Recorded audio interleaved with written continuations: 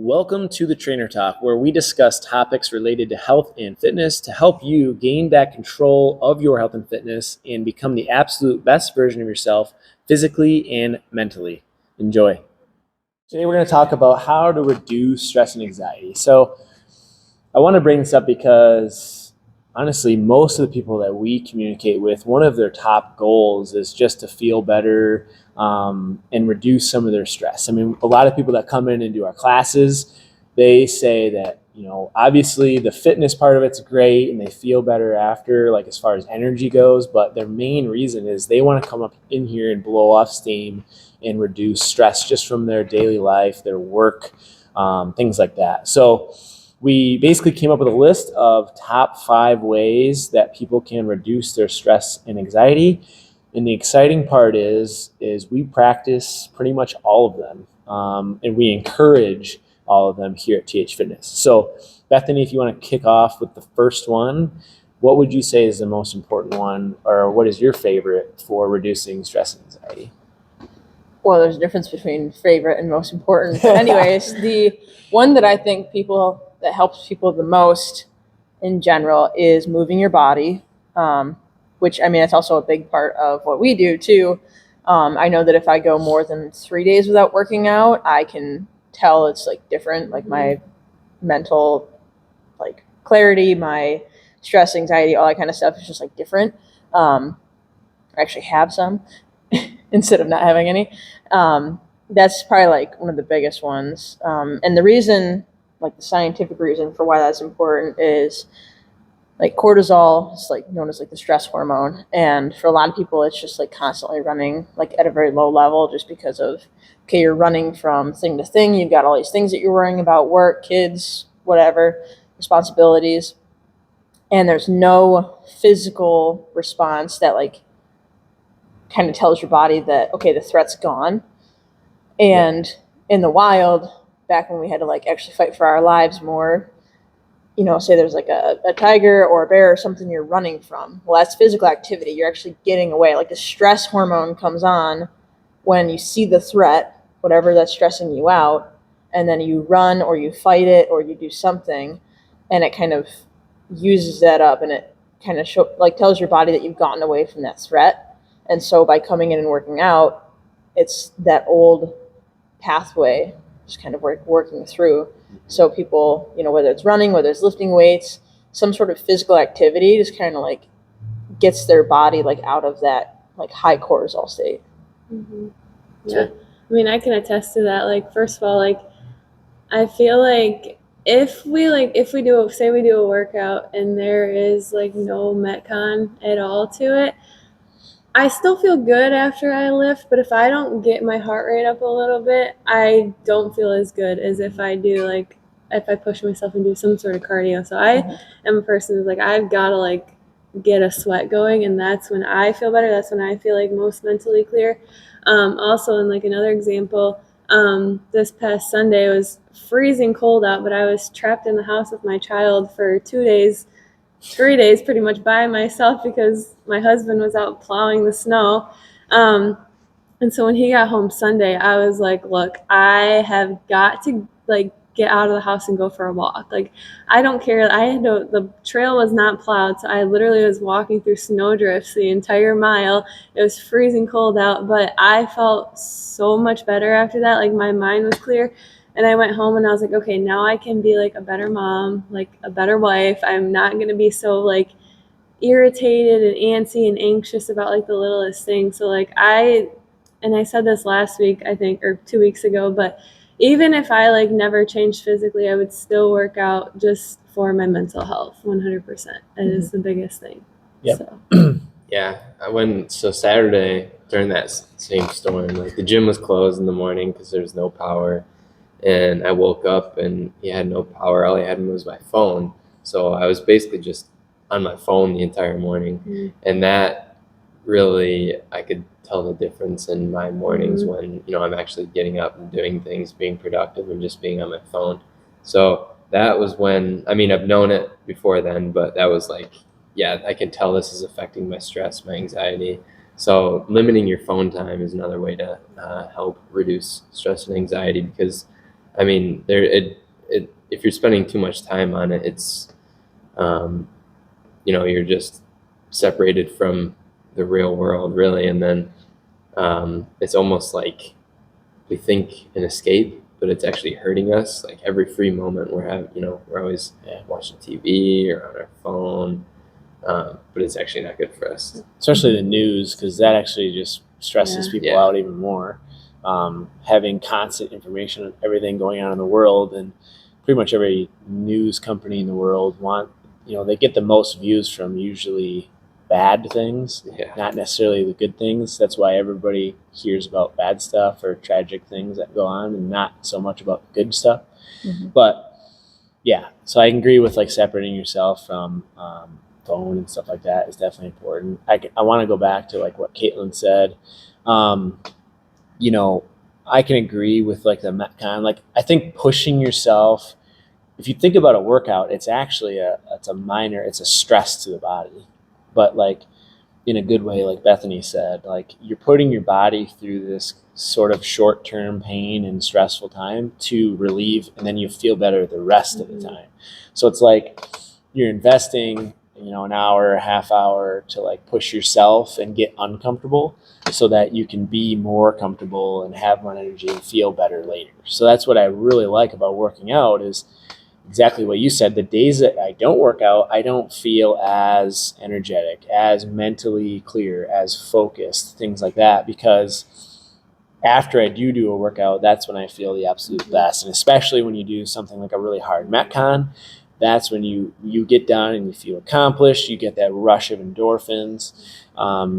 It's those endorphins are what relieve our stress and promote happiness and make us feel great. So that of itself is a stress reliever, and that's why people feel amazing after they've done a workout, go for a run, punch a punching bag, whatever it is, going outside in the cold, like, you're doing something really hard. We've been doing ice baths. Once we're done with that, you feel incredible. Yeah. So physical activity, movement, doing something that's challenging yourself, I think in of itself will help relieve stress because you're promoting growth and you're challenging yourself and you get that sense of accomplishment and whatnot. So next one, being kind of mindfulness. I think this is kind of underlooked. Like a lot of people don't necessarily think the most positive, and they don't kind of take a step back and appreciate all the great things in life. They're only constantly worried about everything that's not going well. So I think that's a really important aspect. Something I do is start my morning every single morning with like a positive inspirational quote just to put myself into a positive mindset. And I like to think about all the things I'm grateful for, maybe just 2 or 3 things that day that I'm grateful for. That always usually helps me just kind of separate from all the other things going on that maybe aren't going so well, but put yourself in a better mindset and you just feel better all day long. So Yeah, I can agree with that, and just being focused on being present and in a moment rather than worried about things that aren't in your immediate attention. Because I mean, if you're say out to dinner with friends or you're spending time with your family, but if you're not actually being present and enjoying that time with those people, you're off, you're worrying about something else, you're on your phone scrolling. It's like it takes away from those moments and the benefits of those, and then it just kind of creates that stress loop where you just keep worrying about different things. So yeah, focusing on the positive is huge because our brains are designed to focus on negative and to like find problems to then worry about and solve. So yeah, just focusing on positive, being more present, taking that time to just like decompress, like deep breaths, like box breathing is really good for that, where you inhale for 4, hold for 4, exhale for 4, hold for 4, and just like repeat that a couple of times. That really does help, even if you just do it a couple of times too. Yeah. I was gonna say, like, just surrounding yourself with positive people. Like, you always used to say, like, oh, what's the quote? You are the sum of the 5 people you spend the most time with. Yeah.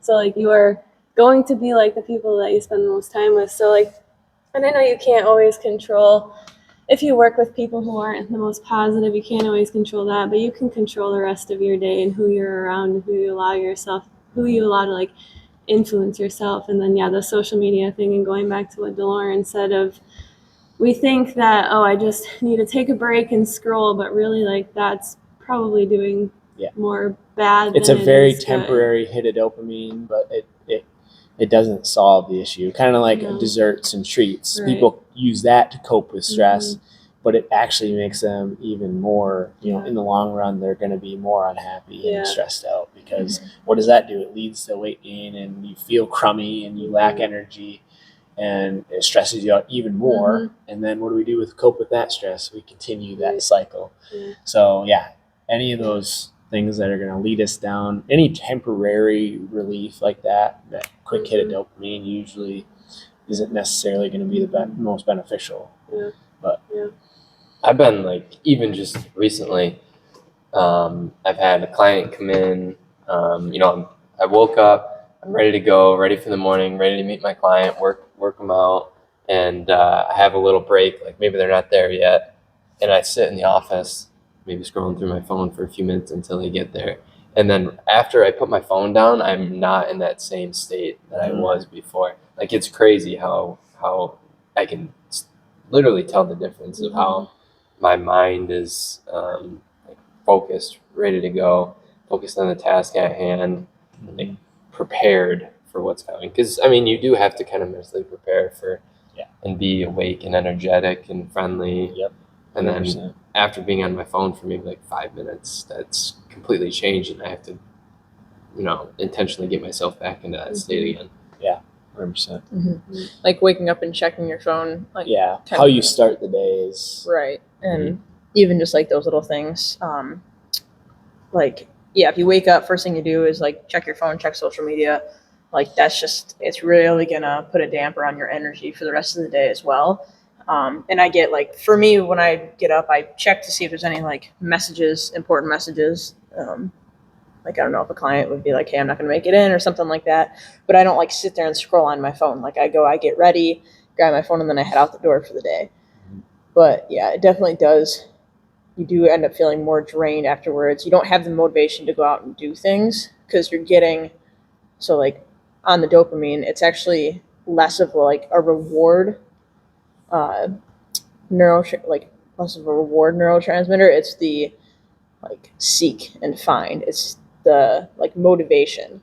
Like dopamine gives you motivation to go do things, and if you're getting hits of dopamine every time you see something new on social media, and so you can see something new every 2 seconds, every time you scroll, every time you flip, on TikTok, and like that plays on that reward system of seeking and finding something. Whereas like in the real world, we'd never get anything that immediate.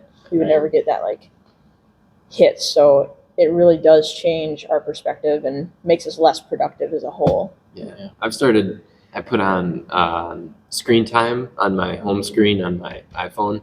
So it just tracks and tells you every time I open my phone, I see how long I've been on my phone. Yeah. And so that kind of should, like, if you put that on your phone and you've never tracked it before, you might be like, whoa.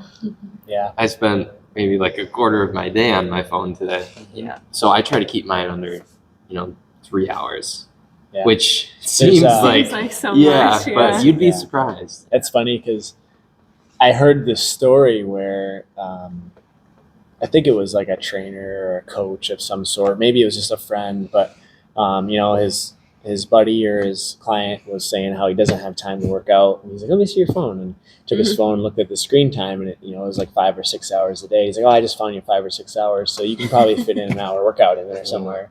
So it's like, we make all these excuses and stuff, but yeah, like you said, like we don't realize how much time we're kind of wasting, and that's what really drains our energy. I mean, if you're sitting there scrolling and you're concentrating on a new post every second for minutes and hours a day, that mentally drains you, and then we have less energy, and then we don't want to do anything, and that leads to more stress. So it's like an endless cycle. So, and I don't think we have to necessarily fill that 5 or 6 No. hours up with work. yeah, It can be rest, but it doesn't need to be scrolling through your phone. It can be just resting your eyes, reading a Yeah. book, like just sitting in silence for a little bit. Yep. You know. Sitting there chilling, Yeah, doing nothing, playing honestly. with pets, like, you Yeah. Take your dog for a walk. Yeah, Take and your fish for a walk. Yeah. know. Fish roll. Take them out in the bowl. I think, yeah, just how you start your day is definitely what is going to dictate the whole entire day. So I would just, as a recommendation for anybody watching, I would just say to save your, your scrolling. If you do want to check social media and see what's going on, wait until the end of the day and try to limit it to a certain amount of time. And then set a time where you're cut off from TV, from screens and everything, which we can go right into kind of our next great way to reduce stress and anxiety and stay energetic and improve your mood and everything is adequate sleep. So recharging the body, kind of unplugging and getting good sleep is one of the best ways that you can actually reduce stress. So at the end of the day, we all pretty much have like a set time that we like to be in bed and try to go to sleep by. I don't think many people actually set a bedtime. A lot of people have an alarm to wake them up. But I recommend setting a time. It doesn't have to be exact, but like I'm going to be in bed between 10 and 11, and I'm not going to watch TV or be on my phone for at least 30 minutes or an hour during that time. Mhm. So that's where I could plan and schedule my day, read a book, kind of unplug, just relax, and then you're going to get a way better night's sleep. Something else I do, and I've mentioned this in numerous amounts of trainer talks, is keep the room cool, keep it completely pitch dark, have white noise in the background, and make sure your phone is either as far away from you as you can get it, or make sure it's on do not disturb, screen down, so you don't have the light hitting you, your notifications aren't blowing up and that screen light showing. So those are just some tips that I have to get really good, adequate sleep. Yeah, that's huge. One tip is to do a brain dump before you go to bed. If you're the type of person that lays awake or can't fall asleep because you've got all these things running through your mind of like, I got to remember to do this, I got to do that. And just like write down the things you need to do or whatever you're thinking of, like before bed in that like little window, wind down time. Say if you want to like focus on trying to go to sleep at like 10 o'clock, then, do that from 9:30 to 10 or something like Mhm. that, just to get it all out there. That's what I do with this journal, is plan and prepare the next day, write down anything in my mind, and it definitely helps a lot because there's nights where I forget to do this and I'll lay there and think about the crap and I'll get out of bed and write it down and come back to bed and I can go to sleep. Yeah. So it definitely works. I guarantee it. Yeah, sleep is huge. Like now, since having a baby, like I've noticed, like the nights that maybe we don't get a lot of sleep, I am like just stressed out over nothing. Like the next day, like I'm like, I don't know what's wrong with me. I just like feel like I'm going crazy, and then I get a good night's sleep, and I'm like, okay, I'm fine. So sometimes it can be a little bit out of your control depending on your season of life, but knowing there are other factors as well that I can control. I can go get a workout in. Yeah. Even if it's not like a super, super hard workout because of my lack of sleep, I can still walk. I can still do something light or just do like upper body or something like that to kind of like still reduce my stress if I'm not able to get that adequate sleep. But definitely getting sleep if you are able to.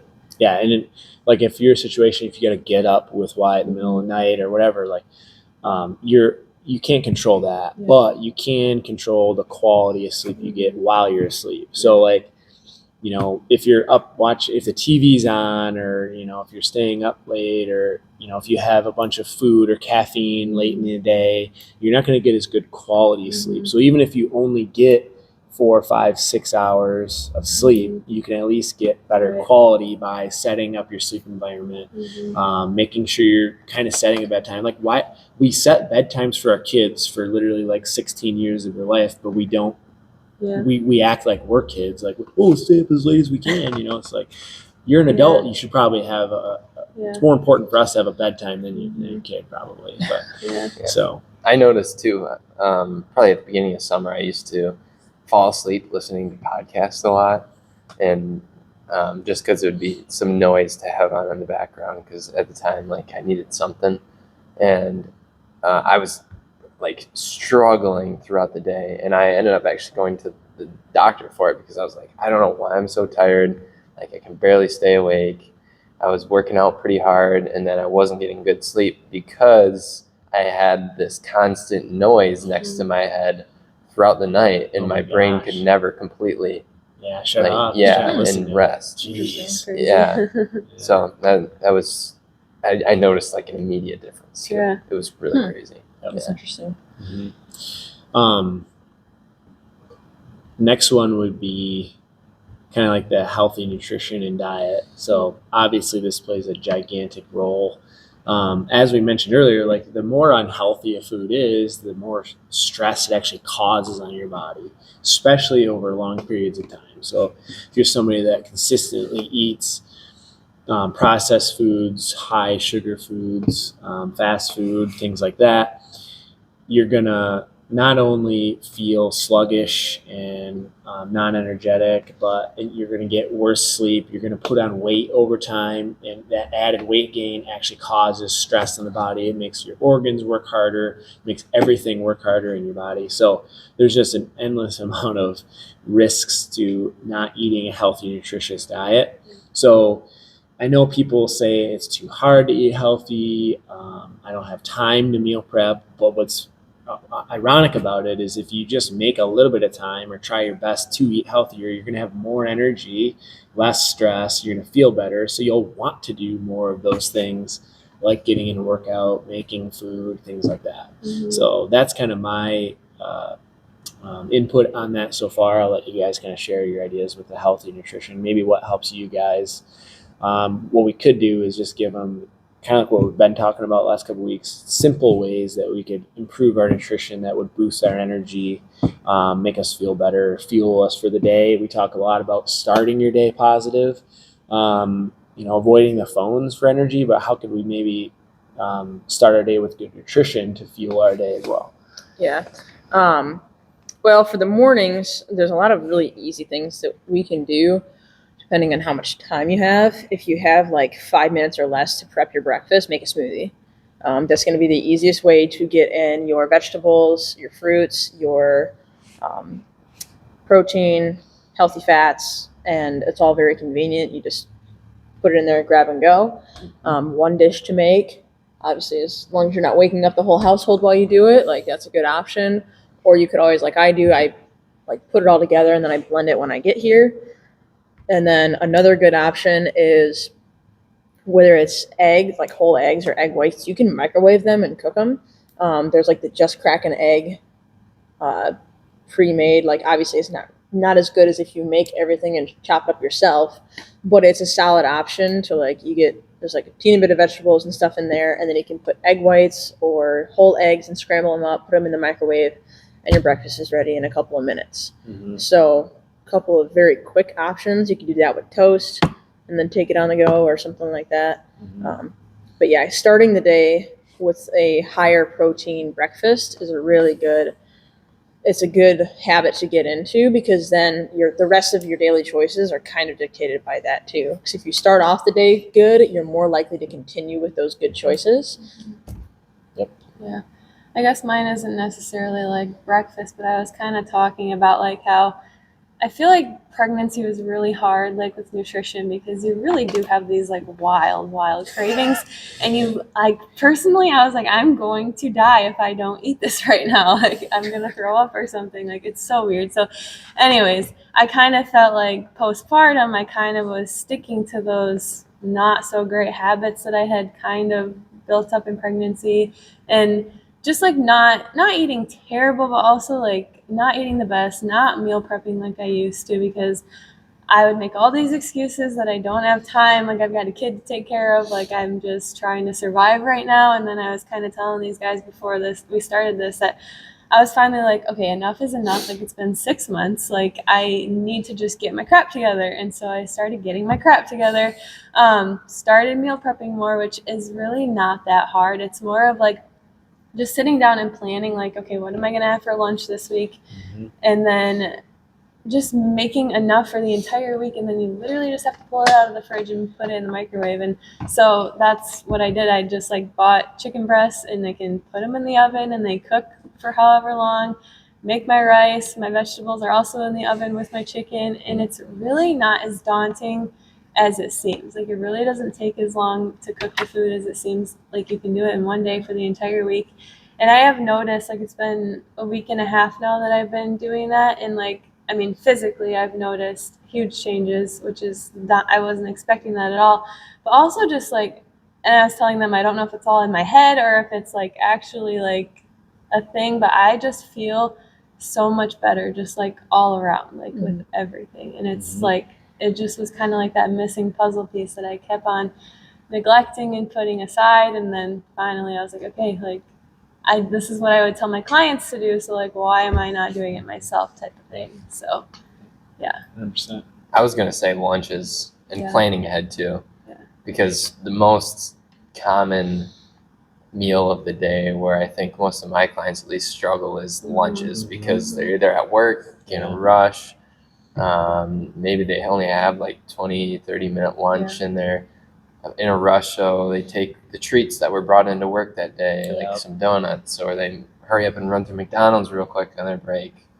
Or so there's just so much room for error with lunch, I think, during the work week, and that's why planning ahead is huge. Making, like you said, making your lunches for the week, or just maybe you don't even have that, but you have time, you have a plan in your head to what you're going to eat for that day. Like, get a healthy option at the Mint now, or run home real quick and make up a quick salad with the chicken that I prepared on Sunday. Yeah. Just Prepare is definitely Yeah. the number one. Yeah. Like, I mean, look at us. Like, you know, if we have a little gap between sessions or whatever, like, we have pretty simple on-the-go options. I mean, they could always be better too. That's the thing, is it doesn't have to be perfect. You know, like right before this talk, I was kind of hungry, but I wasn't hungry enough for a full meal, so I had a banana and an RX bar. And then after this, I prepped my lunch, because I do that. How I do it is I make 3 scrambled eggs with spinach, and then I make 3 turkey sausages, and it makes 2 meals. So 6 eggs, 3 sausages, like big patties, turkey sausages, and I'll split that up in half, make 2 meals out of it. So I only have to cook my lunch, my brunch, 3 days a week, and I've got my lunches. So that's what I'll have right after this. It's already here, it's in the fridge, ready to go. I don't have to worry about, well, I guess we don't have to worry about people bringing stuff in, but like even at the hospital, they're always bringing in a bunch of stuff for people to eat that's not so healthy. My wife, Katie, she takes Icon meal with her, or she'll prep something, take it with her, eat it.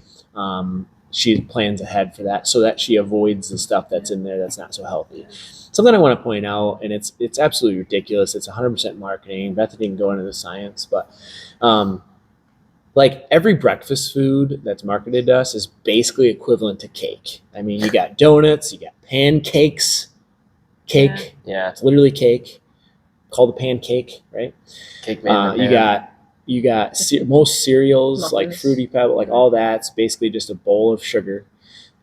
Everything's just sugar. It's all carbs, sugar. I mean, you might as well have cake for breakfast. That sounds ridiculous. Those are saved for birthdays and celebrations. Like, why are you eating it every single morning? You don't to see start much your day? protein in a traditional American breakfast. Nope. And you start your day with a bunch of carbs, guess what you're going to do? You're going to crave sugar all day long. And that's why Bethany said, start your day with a high protein breakfast. Protein's the most satiating macronutrient, so you're going to feel the fullest.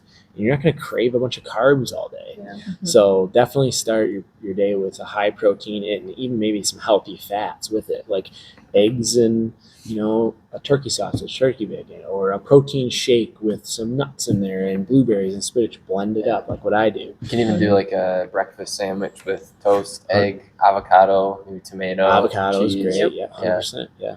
However you kind of want to do it. But yeah, that's definitely one of the things where it's either people skip breakfast or they have something like that, because that's just like a typical go-to, Convenient. or like a granola bar. Like granola bars are still just a lot of sugar. There's no like, they might put a couple of nuts or something in there to try and make it seem healthier, but like it's higher calorie, it doesn't have a lot of protein. It's, you're hungry a couple hours later or something like that, craving more carbs. And then just making like simple swaps with like, have a protein bar. Like, is it as good as, eggs and vegetables and, you know, potatoes.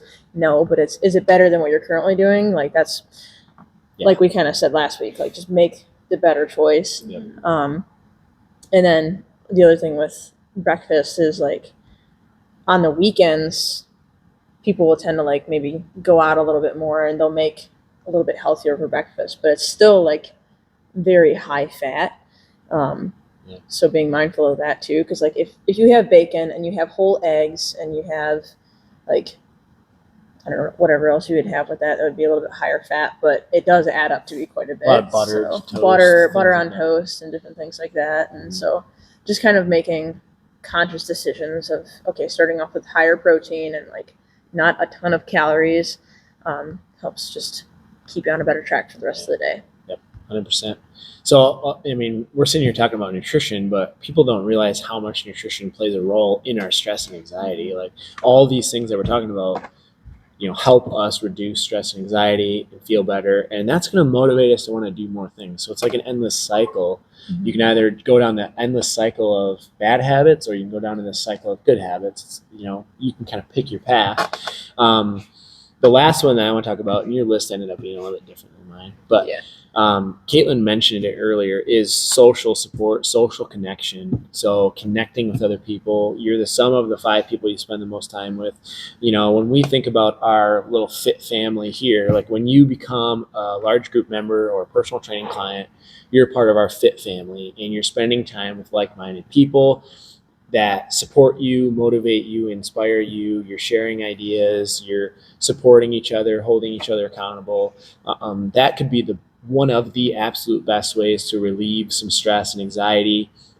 Not only are you connecting with people, you're getting your workout in, and then outside of the gym, for anybody that's not currently coming to a gym, just try to spend more time with friends and family that are supportive of you. Like it can go down 2 ways. Like if you have friends or family that have really bad habits, you kind of want to try to avoid spending a ton of time with them because like what we talked about earlier, you might adopt some of those bad habits and that will lead to more stress and anxiety.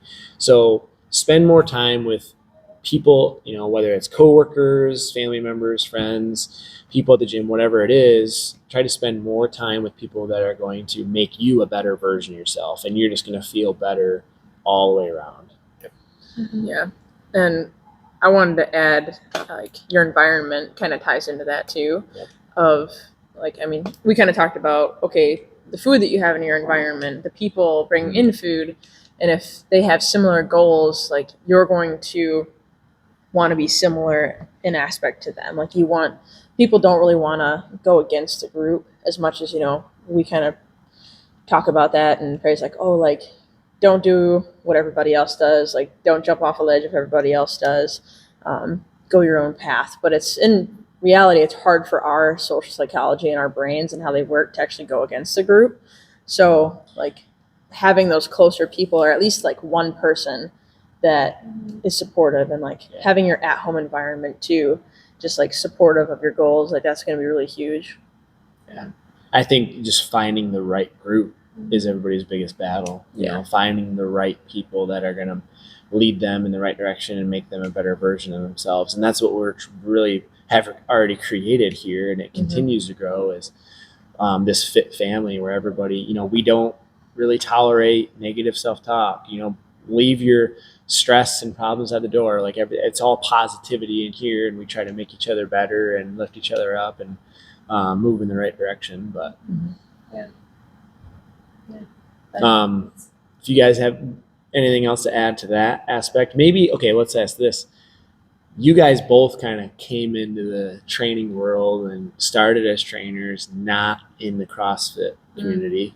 You know, we kind of roped you into it. Yeah. And the one thing I will say about large group training / CrossFit training is it's definitely a community-based training method. You know, there's not many people out there just doing CrossFit by themselves that aren't at least like communicating or following other CrossFit athletes and stuff like that. So what was maybe that transition like as you started working out with us and kind of adopting that new method of training? Like how was that a positive effect, or was it a positive effect on your stress and your happiness and your training and all that kind of stuff? You can go first if you want. Yeah, so I think I was always used to working out by myself, my headphones in, just like in the gym part of here or wherever I was. And like when I was in Saginaw, for example, going to the gym there, I kind of made friends here and there. You know, I'd talk to somebody every once in a while. But it was definitely different. Like when I started coming here, like obviously I was already kind of becoming friends with like you and Bethany because I was working here. But I do feel like when I started, like especially working out with Bethany, it was like our friendship just like took off from there, and we got really close and started just like talking about everything in life, not just Pretty much, workouts yeah. and stuff. And it just, I feel like I got in the best shape of my life when I started doing CrossFit. And I think, I mean, the workouts obviously, but just being more motivated than I had been in years from just kind of doing like the same thing all the time. Found myself like, yeah, wanting to like come work out with you guys on a Saturday morning at 7 a.m. Like, why did I want to do that? I don't know, but it was like, I still don't know. yeah, He still doesn't but know it's yet. just like, it's fun. And yeah, you just like, you grow together and you learn new things together and you push each other. Like on whatever day we were doing that push-up workout this week, I made you do all the real push-ups because I knew you could. wanted to cry. Like I wanted to cry. I'm not kidding, because I was getting so frustrated that I was literally failing my push-ups. Like that's just a weak part that I still have. And Bethany was like, "No, like you can do it. Like take your time. It doesn't matter." And part of me wanted to knock her out in the moment. I can tell by your face, but it's okay. Once I finished it, I was like, I did it. Like I did all the push-ups on my toes. It took me a long time and my arms are still sore today from it. But it's just like you're so proud of yourself, and it's like I wouldn't have done that if I didn't have somebody else like telling me, no, get off the box and get on the ground. Like, what are you doing? Just do it. So yeah. Oh, I mean, I would agree with pretty much everything you said there. I think there was so much progress for me to make when I joined the CrossFit community here, because I had never done any Olympic lifting, never done any gymnastics. I hadn't done any of the metcons like cardio, the functional things. It was all just bodybuilding. So it was a new challenge for me, and it was a way to compete against other people like you guys, pretty much, in a friendly manner. And the first thing that popped into my head was the difference between two gyms that I used to go to. Well, this one and the gym I used to work out in Saginaw. And the main difference was the ego. There was Yeah. no ego here. Yeah. And at that gym that I used to go to, everybody, you can tell when you walk into a gym and there's just ego lifters and everybody's trying to be the biggest and baddest. And there's not much communication. You know what I mean? Yeah, 100%. Yeah, I know yeah, exactly. and that is not here at all.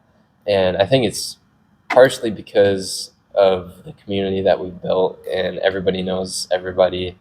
Even when new people come in, there's just like such a welcoming, friendly feeling, and that is something that you want to be a part of.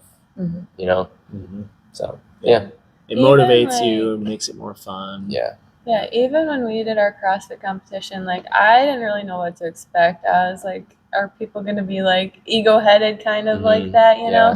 know? But it was like the total opposite. It was like people were cheering for you who like you were competing against. And then Yeah.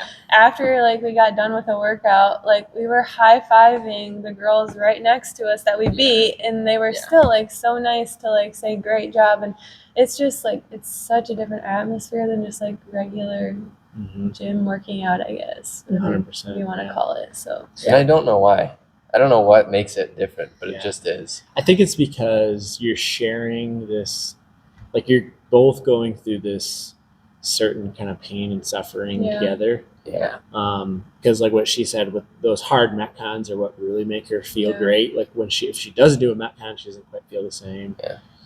And like when we like push each other and go through those hard metcons, that's when I feel the best. It's like went through that with somebody else. Yeah. Mhm. And if you think about anything in life, if you go through some sort of hardship with somebody, you have a special bond. Mhm. And so that's why CrossFit community is so strong, is because we train every modality of fitness. I mean, we're not just a runner, we're not just a bodybuilder, we're not just an Olympic lifter or a gymnast. We're everything, and we put each other through quite a bit of pain together. And that's why that friendship and bond is formed, is because, I mean, like I said, if somebody goes through a hardship with somebody else, you have a special bond that's unbreakable. Yep. And that's what is formed when you work out with other people in CrossFit. You're going through these just things that you would never, ever, ever do on your own. And that's what you have to high five and be like, we did it. We made it out of this. We didn't die. Right, we didn't die. We didn't that's pass out. one of the most famous quotes here when people finish Metcons is, we didn't die. Yeah. So, yeah, that's why. Also- I think that's 100% why. Yeah, I think it's also because, like, when you're lined up next to somebody and you're both competing in the same brutal workout, you're seeing each other at your complete lowest moment. Oh yeah. Like, for sure. you are done. Like, you're just like hard to breathe. Yeah. Like, You're you're dying sweating. on the floor. Yeah. In pain. Yeah, you just collapse on the floor. Like, good job. Yeah. Yeah, it's not pretty. Yeah, like No. If that's you're a girl, your hair is all. Yeah. like, It's so addicting, though. I mean, Yeah. it's Yeah. awesome. You can't get up and be like, just yeah. be full ego. It's like, No, you're like wow, dead. yeah. I'm like, wow. It's Mhm. awesome. yeah, Yeah. it's great. It's awesome. It's like a Yeah. drug, It's honestly. great. It really is. It's a good time. It's a Yeah. good, positive way to experience that Yeah. endorphin And release. like through creating that bond with the people, like we do talk about things outside of the gym. Like it's Yeah. not just like talking Mhm. about our macros and what are we doing? What are we hitting today? It's like we talk about like our life and we build those bonds through that, and that does help if it is like a very like stress relieving and that sort of thing, because like you're either going through similar things or people have gone through similar things, and just like talking about life with other people just really does help you have an overall better sense of well-being. And I think that really does help it too. Yeah. And then someone just like to share in those things of like, man, that workout sucked. Like even if we don't do it together, it's like nice to just be Yeah, like, people are Yeah. messaging each other and stuff like that about the workout, like fit camps that do different times and whatnot. like how You was the know, workout? they'll let each other know how it went. And there's a leaderboard now, so everybody's looking at the leaderboard, things like that. Yeah. It makes it. Or a lot when I fun. come in later and you guys are all on the floor like Yeah. dead, I'm like, okay, I know what to And then look we tell forward her to. how it's Yeah. gonna go. Yeah. So That's the point we're trying to make, like we just spent 45 minutes going over 5 ways that you can reduce stress and anxiety. One is physical exercise. 2 is kind of mindfulness, being present in the moment, positive self-talk, things like that. 3, social connection, spending time with people that are like-minded, that are going to bring you up. Those 3 things are a huge, huge part of group fitness and CrossFit, and that's why it's so powerful. 3 of those things you're getting right in the same realm in that 45-minute workout. And then you've got your health and nutrition, which if you're at the gym, you're communicating with a bunch of people, you're surrounded by those people that have similar goals, you're going to eat better. Mhm. And then the last thing is getting that rest and recovery and recharging your batteries and getting good sleep.